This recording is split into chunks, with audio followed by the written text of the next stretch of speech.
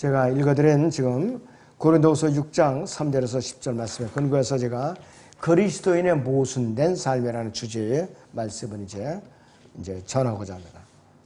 자, 그래서 우리 진정으로 구원받은 성숙한 그리스도인은요, 베드로전서의 1장 6절에서 우리가 이렇게 말씀하고 있어요. 같이 보세요. 베드로전서 1장 6절을 같이 보겠습니다. 베드로전서 1장 6절을 같이 보겠습니다.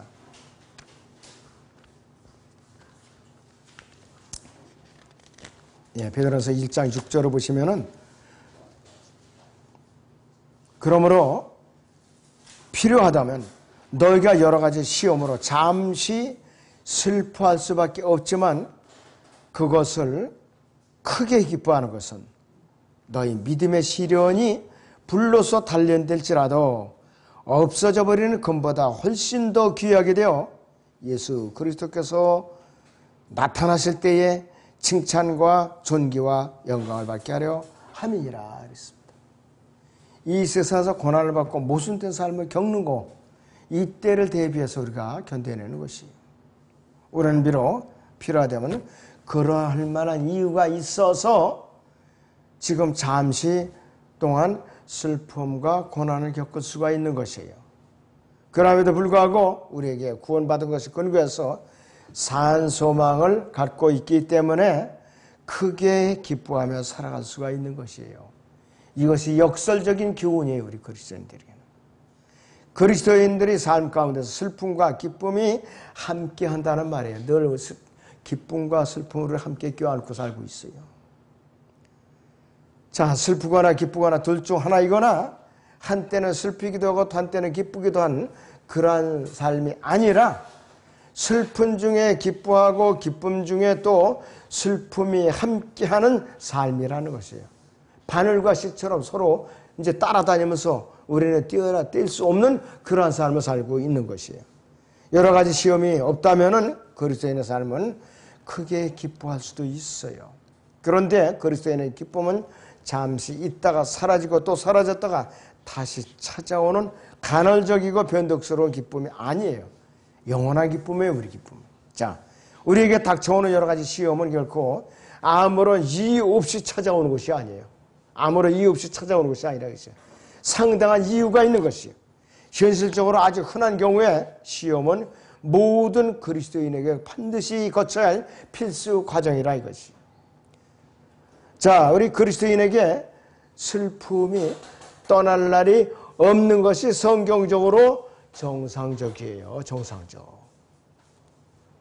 자, 그래서 이러한 삶이기 때문에 이것은 기쁨과 슬픔이란 서로 반대되는 문제를 동시에 끌어안고 살아가는 모순된 삶을 살고 있는 것이에요, 우리가. 빌립보 4장 4절에는 사도 바울이 이렇게 우리에게 권면하고 있어요. 주 안에서 항상 기뻐하라. 내가 다시 말하느니 기뻐하라 그랬어요. 사도 바울로 말하자면 항상 매맞고 굶주리고 헐벗고 늘 생명의 위협을 겪고 있으면서도 주 안에서 항상 기뻐하라. 내가 다시 말하라. 항상 기뻐하라. 이렇게 권면하고 있다 이것이. 그리고 고난을 거듭나자마자 고난을 겪고 있는 데살로니가 성도들에게는 이렇게 또 권면을 하고 있어요. 여러분들 데살로니가전서 5장을 봅니다. 데살로니가전서 5장 16절에서 18절을 같이 보죠. 데살로니가전서 5장 16절에서 18절을 같이 봅니다.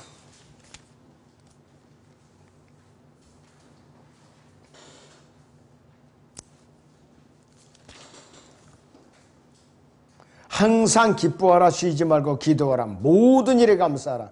이것은 그리스도 예수 안에서 너희에 관한 하나님의 뜻이니라. 항상 기뻐하라. 쉬지 말고 기도하라. 모든 일에 감사하라는 이것은 하나님의 직접적인 뜻이에요.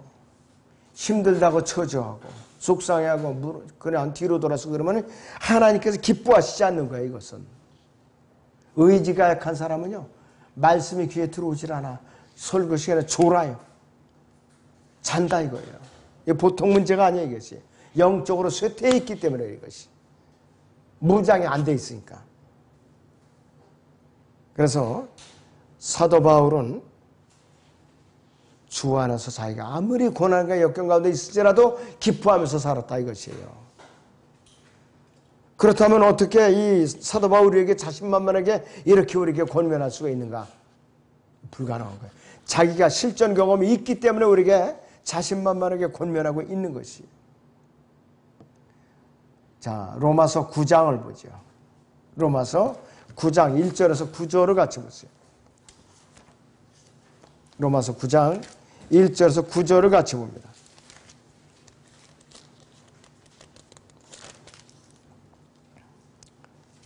내가 그리스도 안에서 진실을 말하고 거짓말을 하지 않으니 나의 양심도 성령 안에서 나에게 증거하는 것은 내 마음에 큰 근심과 그치지 않는 슬픔이 있다는 것이라 할지요. 내 마음에 큰 근심과 그치지 않는 슬픔이 있다는 것이라 그랬어요. 사도 바울이 유명한 사도고 능력도 많은 사도인데 내 마음에 큰 근심과 그치지 않는 슬픔이 있다고 그랬어요. 여러분들 사도 바울 죽은 자도 살렸잖아요. 사도 바울도 누가 앉아서 걸터 앉아갖고 설교를 졸아갖고 밑으로 떨어진 3층 떨어진 유두고도 살려냈어요. 그런 전능한 사도예요. 그런데도 항상 그치지 않은 슬픔을 안고 살았던 사람이에요. 여러분들 사도 바울을 따라가려면 엄청나게 노력을 해야 될 거예요. 애써야 될 거예요. 그런 사도도 이렇게 항상 그치지 않는 슬픔을 가슴에 품고 살았던 사람이에요. 근데 여러분들 이상할 게 하나도 없어요. 여러분들 슬픔, 고난, 역경, 고통 하나도 이상할 것이 없어요. 우리의 일상생활이에요. 이것이 바로 일상생활이라 이것이. 항상 기쁘게 살지만은 또 슬픔이 그치지 않는 모순된 삶을 사도 바울도 예외 없이 겪었던 것이에요. 자, 그래서 그리스도인은 모순된 삶을 가장 생생하게 표현하고 있는 구절을 여기서 표현하자면은 여러분 고린도후서 6장 7절을 보세요. 고린도후서 6장 7절을 같이 보세요.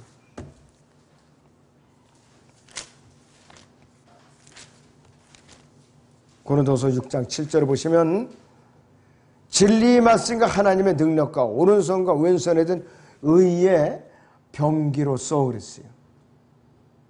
이 말로 시작해갖고 6장 10절에서는 아무것도 없는 것 같으나 모든 것을 가졌느니라는 말로 끝나는 사도 바울의 진실이야말로 우리의 마음을 갖다가 정말로 채찍질이라고 양심을 찌르고 감동을 시키고 있는 것이에요. 고린도서 6장 8절에서는 영광과 오욕으로서 그러죠. 영광이면 영광인데 왜 오욕이 또 따라요. 아주 수치스러운 게. 너무나도 극렬하게 반대되는 요소예요. 그 다음에 악평과 호평으로서 이것 또한 서로 극대극에 서로 모순된 것이에요. 그리고 속이는 자들 같으나 진실하며 이것도 또 모순되는 요소죠. 9절에 이름 없는 자 같으나 유명하고 이것도 또 모순된 일이에요. 그리스도인은요 이름 없는 자 같으나 유명한 사람들이에요. 왜 그런가? 남들이 조롱하고 시기하고 손가락질 하든 말든 우리는 입술을 열어서 주님을 증거하는 그런 특권을 가졌어요. 그렇기 때문에 우리는 유명한 사람들이에요. 그렇기 때문에 자 복음을 전할 때나 우리를 비방하고 손가락질하고 큰 소리치고 또 복음을 전해서 방해하는 자들이 우리 주변에 언제든지 맴돌고 있어요. 응? 어떤 사람들은 여기 웬일이십니까? 왜 여기 왜 계시죠? 이런 소리를 하고 있어요. 심지어는 교회 다니는 자들이 그 소리를 하고 있어요. 나 기가 막혔어. 왜 여기 왜 있어? 복음 전하자고 있는 거지. 근데 교회 다니는 사람들 입에서 그런 소리가 튀어나오는 거 보니까 제가 이렇게 얼굴을 쭉 위아래를 훑어보면서 당연히 있을 자리에 있어야지. 교회가 복음 전하자는 뭐 하는 거죠? 그랬구나 했어요. 그랬더니 꽁지가 빠져라고 안녕 계셔요 하고 그냥 내빼는 거예요. 그럼 무슨 간증이 있겠느냐 이것이에요. 자, 우리는 누가 듣든지 안 듣든지 손가락질을 하든지 말든지 꾸준히 우리는 개의치 아니고 복음을 전하고 주님을 증거하면은 우리는 셋째 하늘에서 유명해지는 거예요. 셋째 하늘에서 어느 지역 교회 아무개 여러 가지 모순과 손가락질과 세상사로 조롱으로부터 무관하게 아랑곳 하지 않고 나를 증거하고 있구나. 그러니까 셋째 아들에서 유명해지고 세상에서는 여러 가지 오욕과 혹평과 또 손가락질과 조롱과 멸시와 천대를 받는 거예요. 극대극이라 이것이. 자, 그래서 우리는 이름 없는 자 같으나 그리스도인들은 유명한 자들이에요. 단 조건이 있어요. 입 꼭 다물고 아무 소리도 안 하면은 그 사람은 뭐냐? 아무 증거도 안 하면 그 사람은 죽은 자나 똑같아요. 간증이 있어야지. 고린도후서 6장 9절 보죠? 6장 9절. 죽은 자 같으나 보라 우리가 살아있노라 그랬어요. 정말로 대단한 모순이에요. 매를 맞았으나 죽지 아니하였고. 자, 사도 바울은요, 사도행전 14장 19절에서는 루스트라 성읍에서 군중들의 돌에 맞아가지고서 실신해가지고 죽은 줄 알고 성 밖에 갖다 버렸어요. 그 사이에 셋째 아들은 낙원에 올라갔다 온 거예요. 그런데 하나님께서 낙원을 다 보여주시고 너 입방 안에 찢지 마라 내려가서 입 다물고 있어. 그리고는 도로 살려줬잖아요. 몸을 툭툭 털고 일어나서 루스트라 성읍 안에 다시 들어가서 제자들을 격려하고 다른 곳으로 이동을 했다 이것이. 그 정도로 사도 바울이 박해를 받았어요. 여러분들 같으면은 119에 실려갖고 종합병 갔죠. 응급실로 갔죠 벌써. 그러면서 진료비가 얼마나 나올까 걱정하고 있을 거예요. 그게 우리의 속마음이에요. 현재 육신이라는 게 있어요. 그래서 사도 바울은 돌에 맞아갖고 피투성이가 되는데도 불구하고 일어나서 다시 성읍 안으로 들어가서 제자들을 격려하고 다른 지역으로 간 거예요. 바울은 수없이 매를 맞고 죽을 고비를 열어 넘기면서 고난을 받았다 이것이. 고린도 후서 11장을 봅니다. 여러분들 고린도 후서 11장 23절부터 보세요.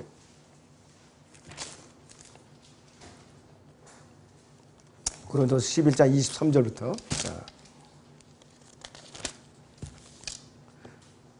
그들이 그리스도의 종이냐? 내가 어리석은 자같이 말하지만 나는 더욱 그러하다.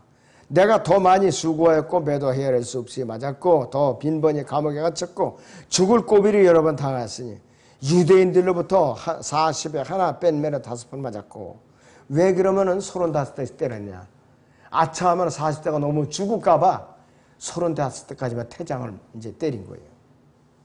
3번 몽둥이로 맞았어요. 한 번은 돌로 맞았고 3번 파선을 당했는데 하룻밤과 낮을 깊은 바다에서 보냈으며 여러 번 여행하는 중에 강의 위험과 강도의 위험과 동쪽으로부터 위험과 이방으로부터 위험과 성읍에서 위험과 광에서 위험과 강의 바다에서 위험과 거짓 형제들 가운데서 위협을 당하였으며 수고하고 애쓰며 자주 깨어 있고 배고프며 목마르고 자주 금식하며 춥고 헐벗었노라.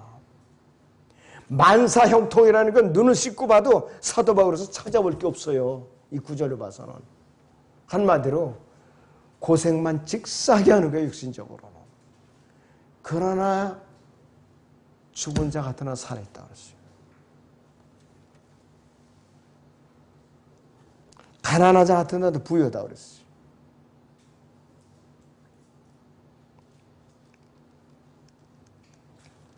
사도 바울에게는 이 와중에서도 몸에 질병이 또 있었어요. 그래서 하나님께 이 육체 가시를 제거해달라고 부르짖었어요. 고린도 후서 12장을 봅니다. 9절에서 10절을 보죠. 12장 9절에서 10절을 보겠습니다. 고린도후서 12장 9절에서 10절을 봅니다. 주께서 내게 말씀하시기는데 은혜가 네게 충분하다. 이는 내 능력이 약한 데서 온전하게 됨이니라고 하셨느니라. 그러므로 내가 오히려 매우 기쁘게 나의 약한 것들을 자랑하리니 이는 그리스도의 능력이 내게 거하게 하려 함이라. 그러므로 내가 그리스도를 위하여 약한 것들과 모욕과 궁핍과 박해와 곤경을 기뻐하노니 이는 내가 약할 때 곧 내가 강하기 때문이라 그랬어요. 끝내 사도 바울은 육체의 질병을 견디면서 살아야 됐어요. 그래서 아까 읽어드린 본문에 같이 고린도서 6장 10절에서는 슬퍼하는 자 같으나 항상 기뻐하며 그랬어요. 슬퍼하는 자 같으나 항상 기뻐하며 그랬어요. 지독한 모순된 삶이에요. 또 가난한 자 같으나 많은 사람을 부유하게 하고 그랬어요. 실제로 우리는 가난해요. 대부분이 그리스도인들이 부자들이 그렇게 많지는 않아요. 또 다른 많은 사람들을 부유하고 풍성하게 만들어지는데 이것이 엄청난 모순이 알 수가 없어요. 물질적인 게 아니에요. 영적이에요. 셋째 하늘에다 금은보화로 쌓아놓게 해주는 그러한 일을 한다 이거예요. 그리스도인들은 구원받는 것 자체라 이것이. 그리고 또 하반절에 보면 아무것도 없는 것 같다는 모든 것을 가졌느니라. 이게 참 지독한 모순이에요. 우리 그리스도인들은 눈을 씻고 봐도 뭐 가진 게 없어요. 외형적으로 봐서는. 외형적으로서 가진 게 없어요. 저는 이 구청하고 관계가 좀 있어요. 과징금 낼게. 그랬더니 어디다가 좀 감리를 걸어야 할 텐데 걸 데가 없대요. 아무리 눈 찍고 찾아봐도 걸 데가 없다는 거 공간에. 그래갖고 제 이제 통장 지금 얼마 있죠? 지금 꼴깍 다 찼는데요. 참 지독하네. 걸 데가 없어요. 그러더라고요. 응? 감리를 걸어야 되는데. 그래서 좀 참아주셔요. 그러더라고요. 자기들의 몸이 다칠까봐 걱정이 된대요. 자기들이 봐주다가. 아이, 탈 없을 때니까 봐주시면 돼요. 나만 믿고 봐주시라고. 그래서 저는 이제 하나님께 이제 기도를 하죠. 응? 풀리라고 이제. 자, 우리 그리스도인들은 모순투성이에요. 세상 사람들이 보면 모순투성이로 살고 있어요. 저 사람이 어떻게 저렇게 살아남을까? 어떻게 저렇게 살아갈까? 어떻게 저렇게 시달리고 있는데도 저렇게 찬송이 나오고 표정이 밝을까? 그렇게 사람들이 의아해하고 있는 거 알 수가 있어요. 이제 하나님의 영이 없으니까 그 사람의 속마음을 알 수가 없는 거야 있어요. 그래서 이 그리스도인은 어떤 삶이냐? 한쪽 발은 산 높은 정상에 발을 딛고 있고 한쪽 발은 또 어두운 낮고 낮은 어두운 골짜기에 발을 이렇게 담그고 있는 사람이에요. 극대극의 삶을 살고 있는 것이. 다시 베드로전서 1장 7절을 보죠. 베드로전서 1장 7절을 보겠습니다.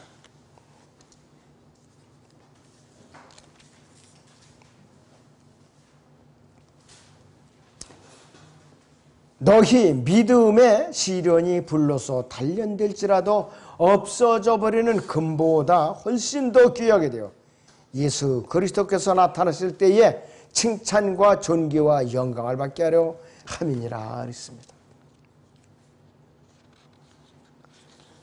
그때까지는 참고 견뎌내라 이것이에요. 서로 반대되는 요소들이 공존하는 모순된 삶 가운데서 우리 그리스도인들이 힘든 시련과 역경과 슬픔에 충돌하면서 신음하면서 살면서도 우리가 산 소망을 꽉 붙들고 놓지 않는 이유에 대해서 설명하고 있어요. 이것이 바로 베드로전서 1장 7절의 말씀이에요. 이 신실한 그리스도인이라면 누구나 이 믿음의 시련을 반드시 거쳐야만 돼요. 필수 과정이에요. 이것을 패스하면 안 돼요. 반드시 거쳐야 영그러지는 거라 이것이에요. 우리가 믿음의 시련을 겪는 이유는 예수 그리스도께서 나타나실 때에 칭찬과 존귀와 영광을 받게 하려 함이니라 이렇게 우리에게 이유를 가르쳐주고 있어요. 이거를 피해갖고 돌아서 가면은 예수님께서 나타나실 때 우리 데리러 오실 때 칭찬과 존귀와 영광이 날아가 버리는 거예요. 이게 심각한 문제예요. 그러니까 이 시련 과정을 잘 우리는 통과해야 되는 거예요. 통과해야 된다 이것이. 우리는 예수님께서 오실 때 칭찬하시고 존귀하게 주시고 영광스럽게 해주시기 위해서 우리를 이렇게 연단을 시키는 거예요. 로마서 5장을 잠깐 보세요. 로마서 5장. 사도행전 뒤에 로마서 5장이 있습니다. 2절에서 3절을 같이 봅니다. 2절 3절.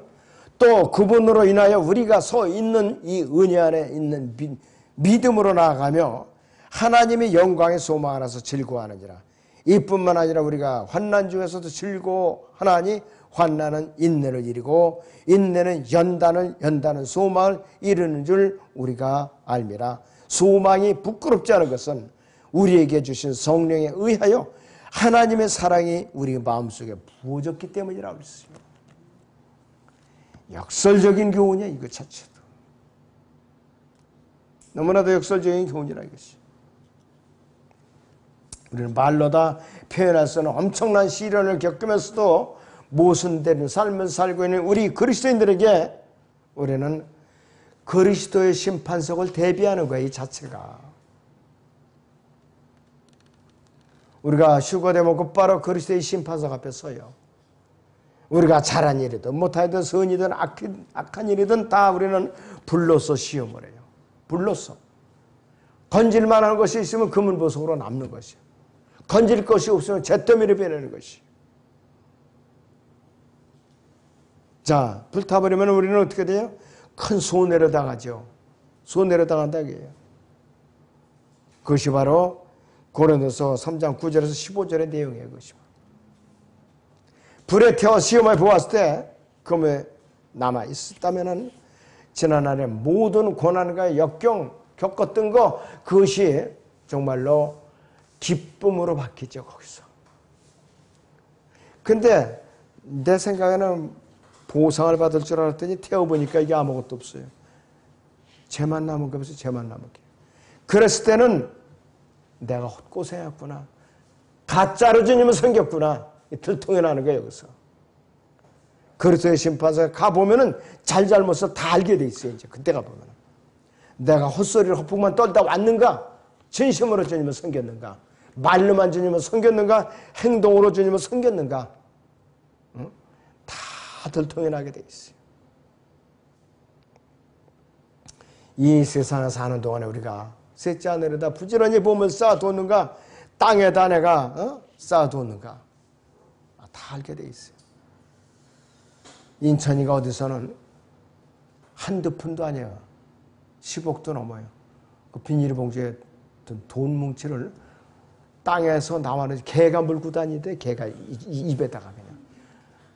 개가 물고 다녀. 이거 신문에 났어요. 실제로. 누가 땅에다 묻어 감춰놓는데 그만 그게 개가 파내가지고 입에다 물고 다니는 거예요. 그건 어떻게 돼요? 국고로 들어가야지. 그 개인이 찾지도 못해요. 도통나고. 그거는 또 터지 못한 돈이니까 땅에다 묻어놓은 거 아니에요. 사과 상자에다가 5만 원짜리 1억 원이 딱 들어간대요. 접어서놓으면. 사과 상자에다. 지금도 전국 방방곡곡에 그렇게 묻혀있는 돈이 많이 있을 거예요. 세상에 불안하다 어쩌다 은행에다 넣으면 은행에 부도날지 모르니까 외국에서는 은행 지급 보증률이 10% 이상 보관해놔야 돼요. 우리나라는 얼마인지 아세요? 은행의 지급 보증률이 3.5%예요. 은행에 부도났다면 그 끝장에 못 찾아요. 나머지는 다 빌려주고 사업하다가 은행에 망하잖아요? 그러면 개인들은 은행에 맡겨도 다 뜯기는 거예요. 그대로. 지금 우리나라 은행 실정이 깡통이에요. 전부. 이걸 아셔야 돼요. 일본이 2011년이니까 동일본 지진이 일어나고 해일이 일어났잖아요. 개인 금고가 일본 사람들이 유난하게 많아요. 일본 그 나이 많은 사람들은.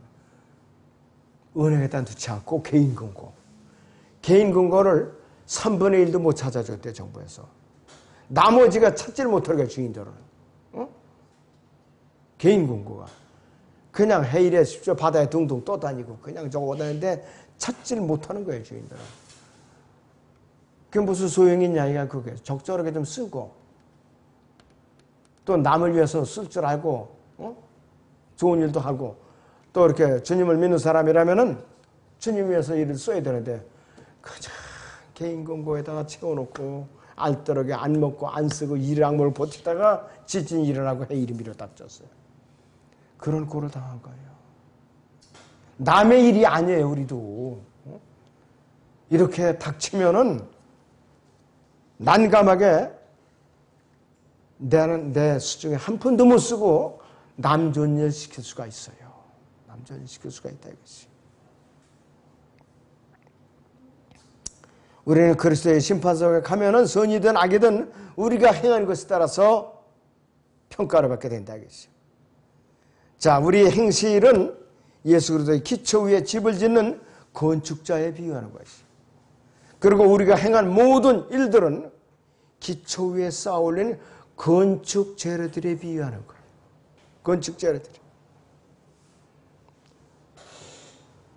자, 그래서 금이나 은이나 보석이나 나무나 지피나 그루터기 중에서 어떤 종류가 나한테 돌아올 것인가? 불로서 시험해 보면 정론이 돼서 걸러진다 이것이요. 나무나 지피나 그루터기를 다 타서 잿더미밖에 안 남지요. 우리가 정말로 진실된 행실에서 나왔다면은 금은 보석 중 하나로 다 남는다 이것이. 그래서 우리는 지난날의 이 모든 삶의 과정에서 하나님을 최우선적인 자리에 모시고 섬기고 우리가 영광 가운데 이제 들려 올라가서 그분께 영광을 돌릴 수 있는 이게 남아 있는가 없는가 우리는 그것을 잘 살펴봐야 돼. 이 세상에 사는 동안에 땅에다 보물을 쌓아두지 않고 셋째 하늘에다 부지런히 쌓아뒀다 하면은 금은 보석으로 다 우리가 건질 것이 많다 이것이. 예수님께서 불러서 확실하게 시험해 보실 거예요. 저는 준비가 덜 돼 올라오는데 어떡하죠? 예외 없어요. 곡물도 없어요. 다 불에 태워봐야 돼요. 응? 그리고 이에 합당한 상을 또 내린 것이요. 그리고 금은 보석을 받은 사람들은 덤이 있어요. 덤이 있어요. 이 땅에 내려와서 땅을 다스리는 또 유업을 별도로 받게 돼 있어요. 고난에 동참한 사람들. 그래서 이 금보다 더 귀중한 것이 뭐냐? 우리의 믿음이고 이 믿음은 그리스도의 심판석으로 나아가기 전에 이 땅에서 시험을 받아서 연단을 받고 믿음으로 이겨내고 통과하게 될 때 이 믿음이 금보다 더 귀하게 평가가 되는 것이에요. 이 믿음이. 어느 가정에는 한 사람만 믿어요. 한 사람만 믿어. 딴 사람들 불신자들에 되고 얼마나 구박이 심하겠어요. 특히 제사 지내는 집안들. 특히 며느리들 그냥 따기를 맞고 발길을 채이고 너 같은 며느리가 우리 집에 잘못 들어와서 우리 집안이 망하게 생겼다는 듯 시어머니가 그렇게 구박을 하는 집안들이 있어요. 그런데 며느리가 이를 악물고 잘 견뎌내고 하나 이제 구원받게 해서 다 평정을 해버렸어요. 집안이. 그러면 그 며느리가 가족들하고 같이 올라갔을 때 얼마나 큰 유업을 받겠느냐 이것이. 그런 집안이 시골에 굉장히 많아요. 특히 시골에. 제사를 대대로 모시는 그 맏며느리 특히. 맏며느리가 구원을 받으면은 그 종종이 난리가 나는 거예요. 우리 집안 망했다고. 제사를 누가 모시냐 하면서. 그러나 견뎌내면은 그 집안이 다 사는 거예요. 이러한 맥락에서 우리는 베드로 전서 1장 7절에서 그리스도께서 나타나실 때에 칭찬과 존귀와 영광을 받게 될 것이라고 우리에게 약속을 하신 거예요. 이 세상에서 극심한 믿음의 시련을 겪고 있는 우리에게 주님께서는 지금 이 순간에도 이러한 메시지로서 우리에게 위로와 격려를 아끼지 않고 있습니다. 여러분들 낙심하면 안 됩니다. 자, 기도하겠습니다.